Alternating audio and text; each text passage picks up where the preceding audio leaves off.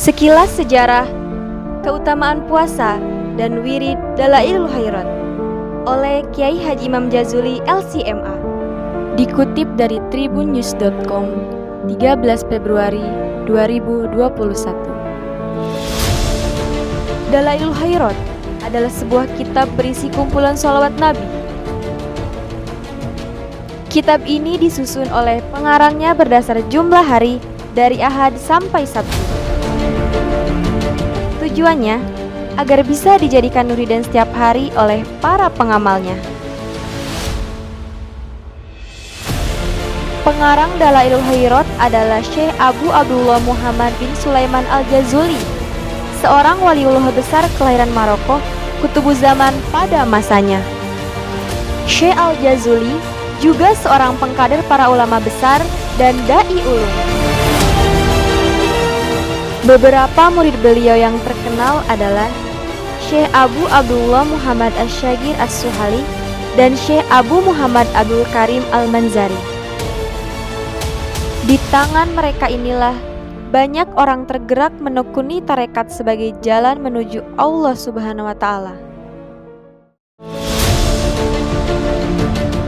Banyaknya umat muslim kala itu mengamalkan Dalailul Khairat.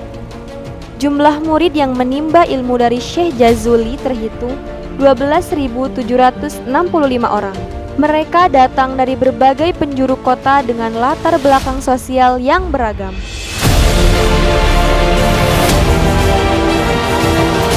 Tidak saja menuntut ilmu, tetapi juga menyampaikan keluh kesah pada sang syekh, mencari berkah dan karomah, serta meminta pertolongan sesuai kebutuhan masing-masing. Menurut Syekh Abdul Majid Asy-Syarnubi Al-Azhari, Syekh Al-Jazuli sendiri adalah seorang pengamal tarekat Syaziliyah. Sebagai wali besar, banyak karomah yang lahir dari tangan Syekh Al-Jazuli.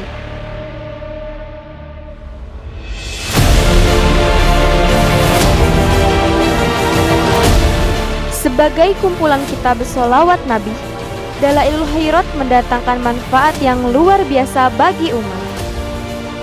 Menurut Syekh Yusuf An-Nabhani, sebelum mengarang kitab Dalailul Khairat ini, Syekh Al-Jazuli bertemu dengan seorang anak kecil perempuan Sobia pada kesempatan yang tidak disengaja. Gadis kecil ini digambarkan sebagai seorang yang penuh karomah karena mengamalkan sholawat Nabi. Pada saat itu, Syekh Al-Jazuli pergi ke sebuah sumur untuk berwudu. Tiba-tiba, air dalam sumur kering. Tidak berselang lama, seorang bocah kecil terlihat berdiri di atas tempat yang tinggi.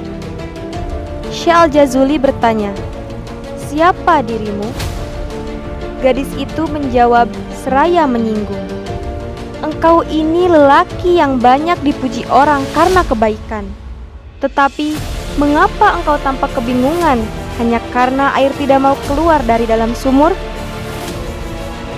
Perempuan kecil itu meludah ke atas tanah. Atas izin Allah Subhanahu wa Ta'ala, air menyembur ke permukaan. Syekh Al-Jazuli pun berwudu menggunakan air yang muncul karena karomah itu. Selesai berwudu, Syekh bertanya, "Dari mana engkau mendapatkan derajat mulia semacam ini?" Perempuan kecil itu menjawab, "Karena aku sering membaca sholawat kepada Nabi, yang setiap kali berjalan di suatu tempat, binatang-binatang liar pun akan tunduk kepadanya."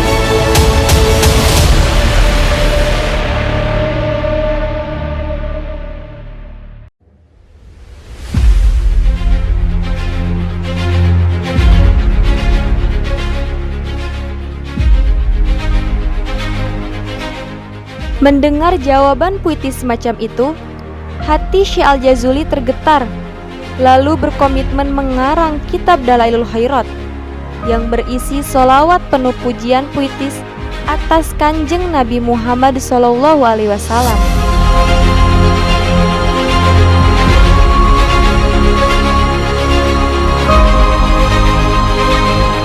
Banyak para ulama mengakui berkah kitab kumpulan sholawat Nabi dalam Dalailul Khairat ini. Syekh Muhammad Al-Mahdi Al-Fasi mengatakan, kitab Dalailul Khairat sungguh betul-betul media Allah melimpahkan berkah dan kenikmatan kepada semua hambanya. Dari ujung barat sampai timur, tidak ada kumpulan sholawat yang lebih indah dan mengagumkan dibanding Dalailul Khairat.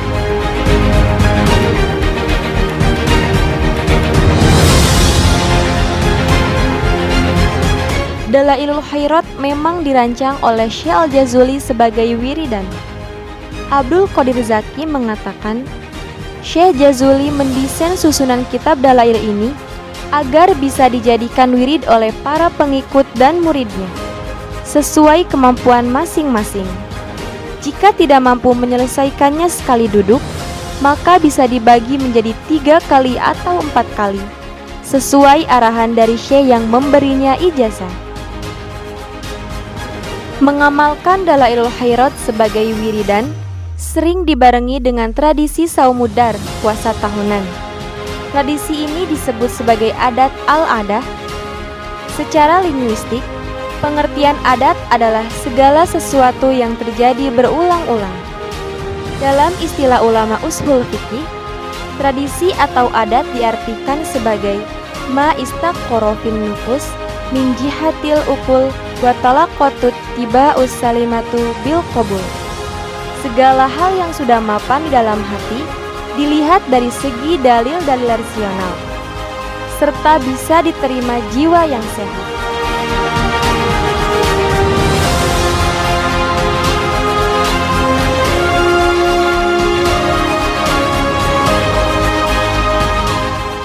Tradisi puasa tahunan Saumud Dahar ini kemudian lebih dikenal sebagai puasa Dalail, yang artinya Saumud Dahar yang diamalkan bersamaan dengan mengamalkan Dalailul Khairat. Tradisi puasa Dalail ini sudah terkenal di kalangan umat muslim, baik di Indonesia maupun Timur Tengah. Melati Ismaila Rafi'i mengatakan, masyarakat muslim di sekitar pondok pesantren Jawa Tengah mengenal puasa Dalail, yaitu puasa yang dilaksanakan selama 3 tahun secara berturut-turut. Pelaksanaan puasa Dalail dibarengi dengan pembacaan wirid Dalailul Khairat setiap hari. Namun, sebelum melaksanakan puasa Dalail, seorang pelaku harus terlebih dahulu meminta izin kepada guru atau mujis yang memberikan restu. Praktik puasa Dalail ini berlandaskan hadis-hadis tentang keutamaan Saumud Dahar atau puasa tahunan. Wallahu a'lam bishawab.